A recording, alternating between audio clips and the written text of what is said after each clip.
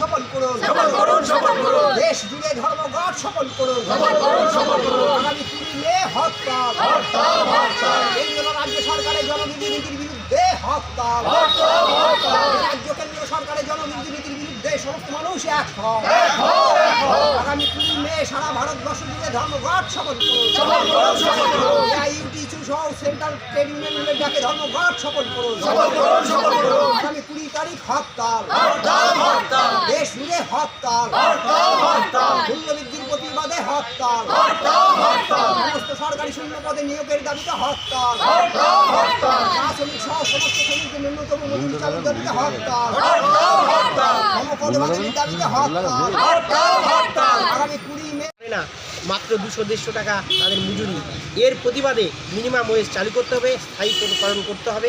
এই দাবিতেই 20 মে ধর্মঘট এবং সারা ভারত ধর্মঘট, সমস্ত কেন্দ্রীয় ট্রেড ইউনিয়ন, শ্রমিক সংগঠন এবং ফেডারেশন ডাকে এই ধর্মঘট এআইইউটিসি সহ সমস্ত শ্রমিক সংগঠনের পক্ষ থেকে এই ধর্মঘট ডাকা হবে। আপনার নামটা?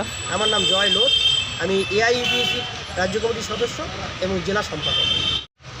আজকে ঐতিহাসিক মে দিবস, আন্তর্জাতিক এই মে দিবসে 8 ঘন্টা কাজের দাবিতে 1886 সালে 1 মে থেকে 4 মে যে লড়াই সংগঠিত হয়েছিল এবং রক্তের বিনিময়ে শ্রমিকদের গুলি এবং অনেক শ্রমিক নেতাদের মৃত্যুবরণ করতে হয়েছিল, শহীদের মৃত্যুবরণ করতে হয়েছিল 8 ঘন্টা কাজের দাবি।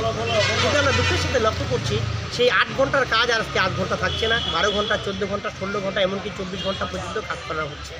এই যে শ্রমিক স্বার্থ বিরোধী যে শ্রমনীতি আজকে কেন্দ্রীয় সরকার এবং রাজ্য সরকারগুলো নিচ্ছে, এর বিরুদ্ধে আমাদের শ্রমিক সংগঠন এআইইউটিসি লাগাতার আন্দোলন সংগঠিত করছে। আমরা মনে করি যে আজকে যদি 8 ঘন্টার উপরে কাউকে ডিগ্রি দেওয়া হয় তাহলে ডাবল তাকে হাজিরা পাওয়ার কথা, কিন্তু 8 ঘন্টার কাজকে লঙ্ঘিত করে পদদলি করে আজকে 9 ঘন্টা, 10 ঘন্টা, 12 ঘন্টা কাজ করা হচ্ছে, তার বিনিময়ে কোনো পয়সা পারিশ্রমিক দেওয়া হচ্ছে না।